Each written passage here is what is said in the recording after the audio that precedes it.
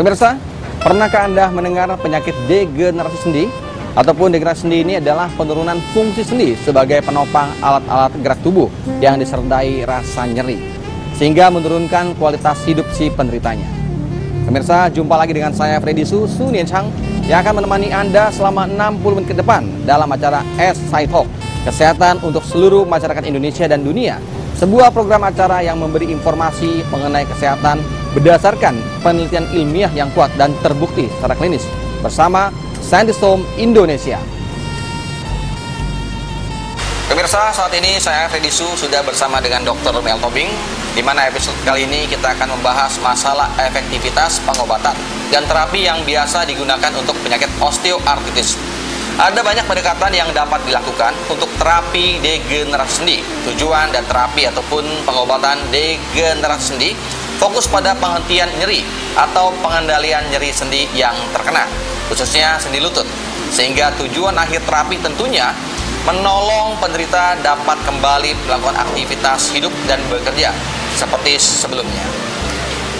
Dr. Mia, topik yang kita angkat pada hari ini adalah osteoartritis. Nah, apakah dengan meminum obat anti nyeri, dok? Kita minum obat anti nyeri, ini sebenarnya cara yang ampuh nggak, dok, untuk mengatasi nyeri ini, dok? Untuk mengatasi OA-nya, nyeri dari OA. Kebanyakan orang tua memiliki tingkatan nyeri sendi yang berbeda-beda, di mana keadaan ini sangat menurunkan kualitas hidup. Umumnya penderita mengatasi nyeri sendi dengan menggunakan obat-obat pereda nyeri yang dapat dibeli sendiri atau obat yang diresepkan oleh dokter seperti analgesik.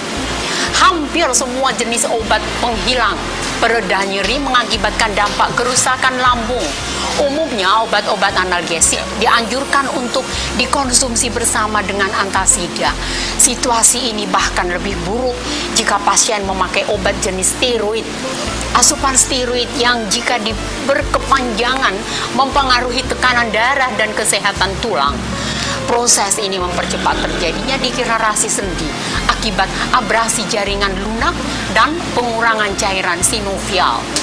Obat penghilang nyeri mengakibatkan timbulnya efek lega pada daerah yang terkena rasa sendi. Namun, tidak ada perbaikan dari segi kerusakan yang ditimbulkan oleh degenerasi sendi itu sendiri. Selain ini, pasien dapat mengalami ketergantungan pada penggunaan obat-obat pereda penghilang nyeri. Tadi dokter mengatakan bahwa steroid itu cukup berbahaya, dok. Sangat berbahaya, dok, ya, untuk menghilangkan nyeri. Ya. Nah, bagaimana kalau ada orang yang menggunakan suntikan, dok? Suntikan buat menghilangkan rasa nyeri ataupun meredakan rasa nyeri. Apakah ini juga bisa berbahaya, dok? Ya.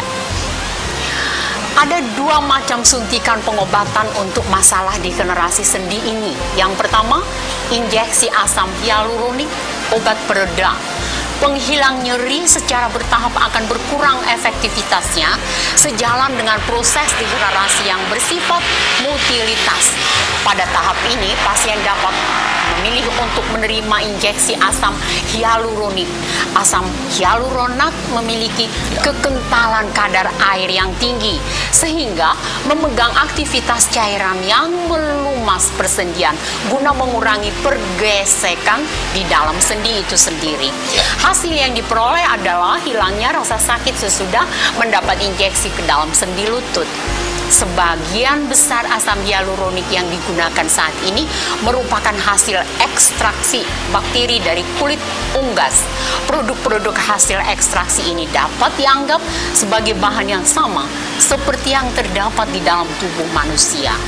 Selain masalah persendian, asam hyaluronik dapat diterapkan dalam industri kosmetik. Sayangnya, asam hyaluronik yang disuntikan tidak diproduksi oleh tubuh sendiri. Tubuh secara bertahap akan menyerap asam hyaluronik yang disuntikan dalam waktu 6-12 bulan. Setelah semua habis bekerja, injeksi perlu diulang lagi sesudah bahan yang disuntikan hilang seluruhnya. Yang kedua adalah injeksi steroid.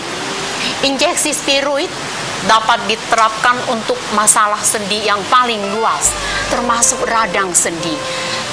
tendinitis, tenosinovsitis, dan sikutenis. Efeknya cukup cepat dan rasa sakit akan segera hilang setelah injeksi. Meskipun efeknya sangat cepat, injeksi ini memiliki efek samping tidak boleh diabaikan.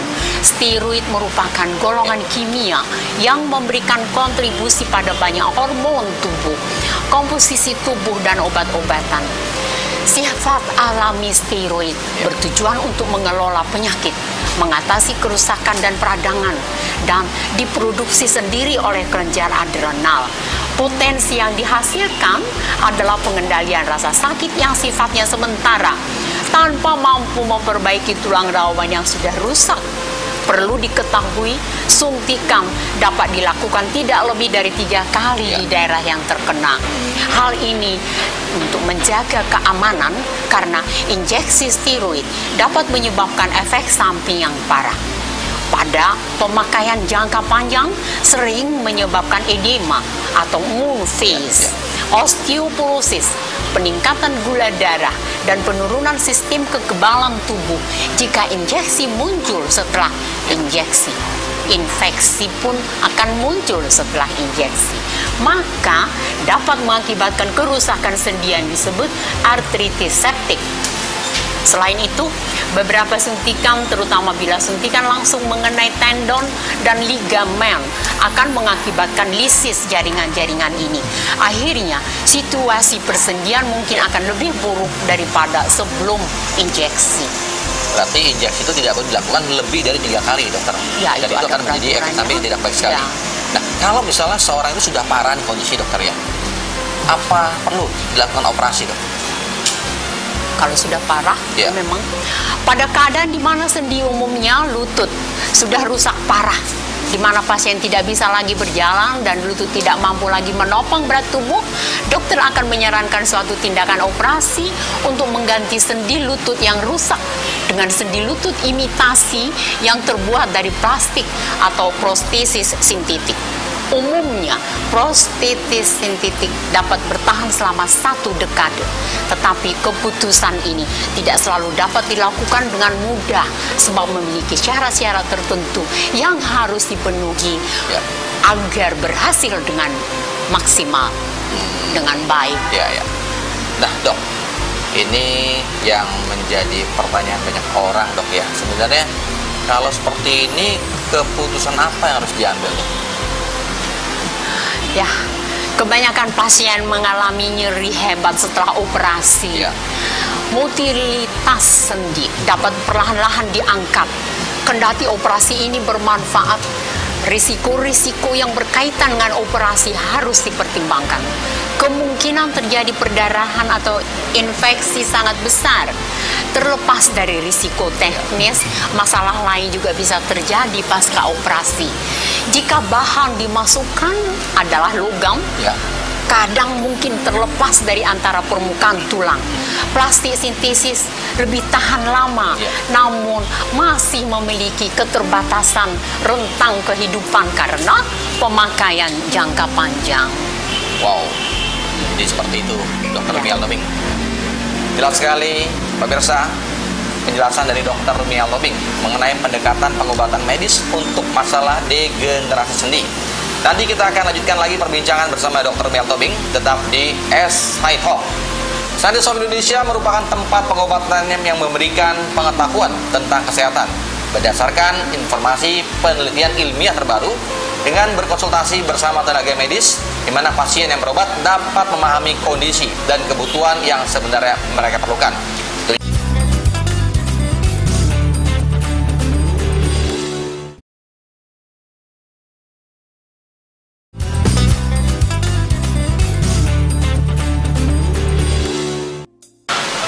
Pemirsa, saat ini berbagai jenis penyakit bisa menjadi masalah bagi si penderita maupun keluarganya, baik secara fisik ataupun secara psikis. Apalagi jika penyakit yang dideritanya tidak kunjung sembuh, malah harus menjalani pengobatan yang memakan waktu